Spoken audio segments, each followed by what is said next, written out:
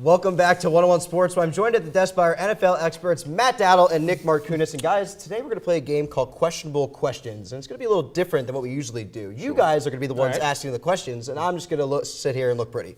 So, Matt, why don't you start us off? All right, Nick, here's my first question for you. What do you got for me? Who's responsible for the Chiefs' success this year? Hit me.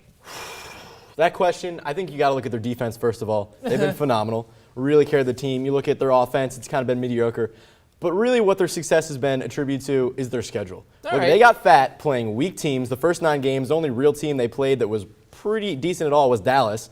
The Eagles, when they were playing, were struggling under Michael Vick. So they got fat playing the first 9 games against weaker competition. So they You know what, Nick? I like your idea. I like it. Schedule was pretty easy for them. But on the other hand, I'm going to actually say it's Andy Reid here. Andy Reid came in. I think you can put a little credit to Alex Smith because he's ran the offense great. But Reid is the reason. He brought him in. His offense, his defense.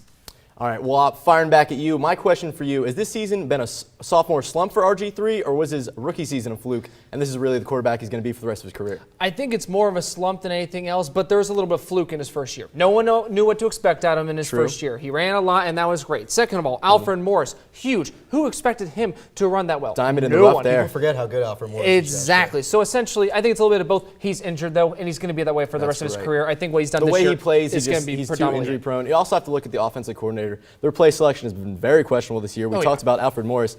He hasn't seen a lot of time in the second half. The defense has been an abomination. Abysmal. So exactly. Now, firing back at you, staying in the same division, another quarterback. Is Tony Romo a top 5 quarterback in the NFL? I think this question is a two-part question.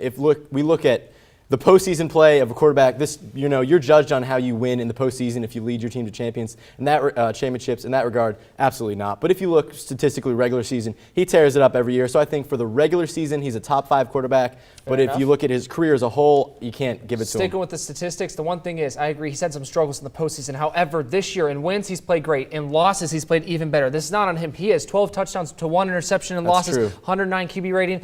It's not his fault right now. Your philosophy is interesting. Peyton Manning, top 5 quarterback, based on your little philosophy of playoff quarterback. He has a Super Bowl ring. We're going for it. Top 5 quarterback. All right, we're going to look. Speaking of Peyton Manning, we're going to ask you: can he break Tom Brady's touchdown record of 50 passes in an NFL season? Well, if Denver is smart, he will. He has the averages for it, and they shouldn't bench him by the end of the season. They need to get home field advantage, and the only team that's right behind him is New England, who they just lost to. True. So they want home field advantage. You play him for the rest of the year and keep getting wins, and if he plays up to par, he'll break that record. If they bench him early, 1.5 games early, huge mistake. Keep him in rhythm, but if they do, that could be bringing into question. But yes, I think so. Absolutely. Right now, if you look at their seasons, through 12 games, they both had 41 touchdown passes, so we'll see how that goes. But I think really, with that soft schedule coming up, they're not really playing anyone hard. I think they actually might take that route. It also helps that the Chiefs have kept it so close in the division race so far this year, so that Peyton actually has a reason to play in these last couple games. Absolutely. My final question for you. Nick Foles, MVP, can he be considered?